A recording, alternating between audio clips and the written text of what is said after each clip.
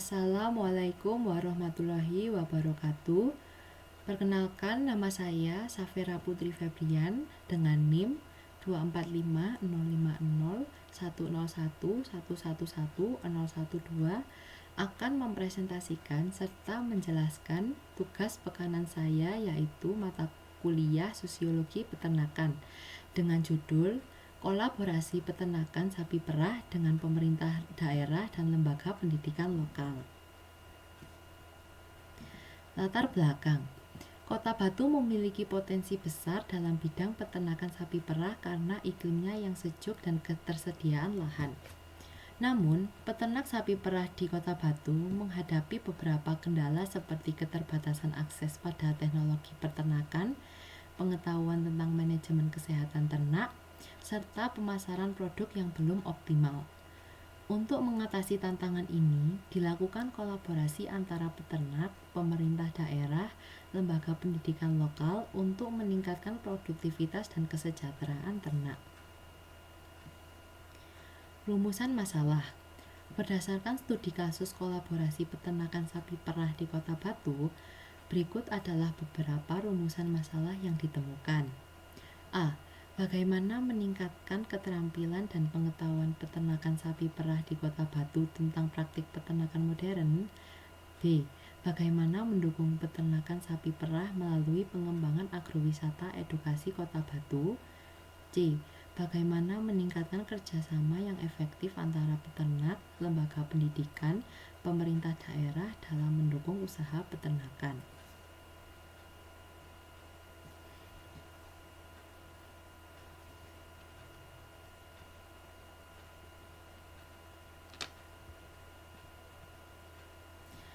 Keterampilan praktik peternakan modern.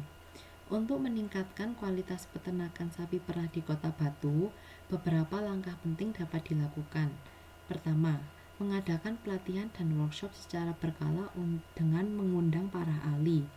Kedua, memfasilitasi kunjungan peternak ke peternakan modern. Ketiga, memperkenalkan teknologi terbaru seperti peralatan perah otomatis dan aplikasi peternakan.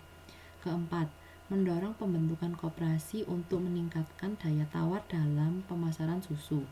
Terakhir, memberikan penyuluhan secara berkelanjutan melalui berbagai media. Fokus utama adalah pada kualitas pakan, kesehatan hewan, manajemen reproduksi, dan pemasaran susu. Topik yang akan kita bahas kali ini antara lain yang pertama, program kolaborasi, yang kedua dimensi kekuasaan, dan yang ketiga adalah perubahan sosial.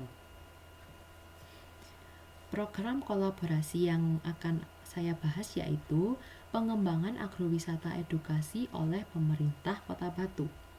Pemerintah daerah Kota Batu mendukung pengembangan agrowisata edukasi di daerah peternakan untuk meningkatkan minat masyarakat dan wisatawan terhadap peternakan sapi perah lokal. Melalui program ini, wisatawan bisa belajar tentang proses peternakan, mulai dari pemerahan susu hingga pembuatan produk olahan.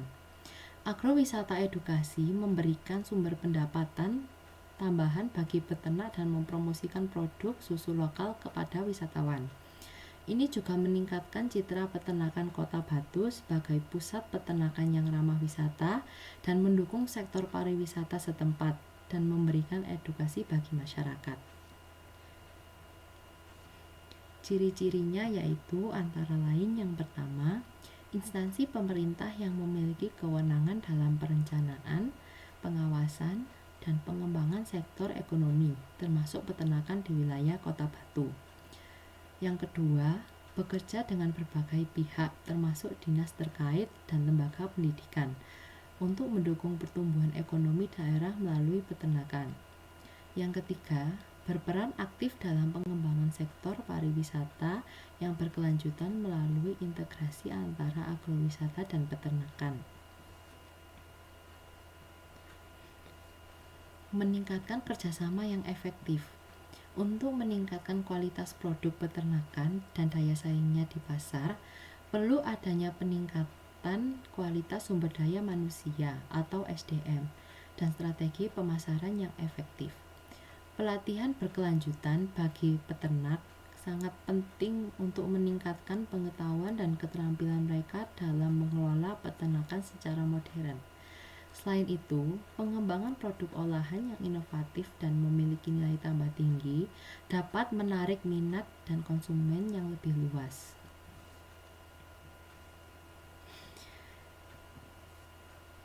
Dan kita masuk ke bab kekuasaan dan wewenang. Kekuasaan dan wewenang memiliki bab antara lain yaitu definisi kekuasaan, dimensi kekuasaan, saluran kekuasaan, sumber-sumber kekuasaan, sumber kekuasaan dilihat dari anggota dan pemimpin, unsur-unsur kekuasaan, cara-cara mempertahankan kekuasaan, dan terakhir bentuk-bentuk wewenang. Definisi kekuasaan. Jika peternak sapi perah di Kota Batu, tentu saja ada sebuah korelasi di antara dua hal tersebut, yakni pemerintahan Kota Batu atau instansi yang berkolaborasi memiliki kuasaan serta hak untuk mengatur, merencanakan, serta memberi hak kepada instansi peternakan sapi perah untuk menjalankan tugasnya. Selain itu, pemerintahan juga memiliki hak untuk mengatur serta mengelola peternakan sapi perah tersebut. Dimensi kekuasaan. Pemerintah Kota Batu memiliki dimensi kekuasaan, yaitu dimensi kekuasaan pemerintahan, yaitu diperoleh melalui pemilihan umum, penunjukan resmi, atau kontrol atas lembaga pemerintahan. Saluran kekuasaan. Saluran kekuasaan adalah mekanisme yang digunakan untuk menyalurkan dan menerapkan kekuasaan dalam masyarakat. Saluran kekuasaan yang digunakan dalam pemerintahan yaitu saluran politik dan ideologi, dengan cara menuntut masyarakat untuk menaati peraturan sesuai dengan undang-undang yang berlaku. Sumber-sumber kekuasaan. Pemerintahan Kota Batu menggunakan kekuasaan legitimasi, yaitu kekuasaan yang bersumber pada hak atau wewenang resmi dalam organisasi. Sumber kekuasaan dilihat dari anggota dan pemimpin. Kekuasaan legitimasi di mana kekuasaan ini didasari oleh aturan atau undang-undang tertentu yang harus ditaati oleh pengikut atau anggota. Unsur-unsur kekuasaan. Unsur-unsur kekuasaan yang melibatkan cinta, takut, percaya, dan memuja. Di antara keempat unsur di atas, pemerintahan daerah Kota Batu menggunakan unsur kekuasaan cinta dan percaya, di mana pemerintahan percaya untuk menjaga rakyat dan memberi amanah kepada rakyat. Cara-cara mempertahankan kekuasaan.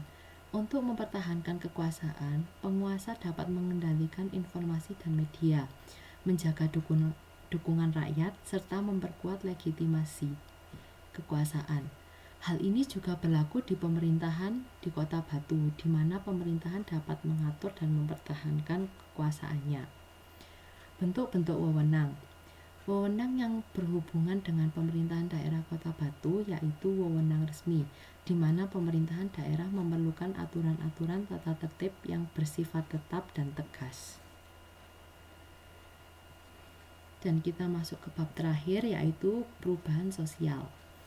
A. Sumber perubahan sosial. Sumber perubahan sosial di Kota Batu banyak dipengaruhi oleh peran pemerintah daerah melalui kebijakan-kebijakan inovatif, dinamika pariwisata, dan interaksi masyarakat dengan budaya global. Namun perubahan ini berpotensi memunculkan tantangan seperti kesenjangan sosial atau dampak lingkungan jika tidak dikelola dengan baik. Maka dari itu, pemerintah daerah Kota Batu dapat menjadi aktor kunci dalam mengelola perubahan tersebut agar sejalan dengan kebutuhan dan karakteristik lokal.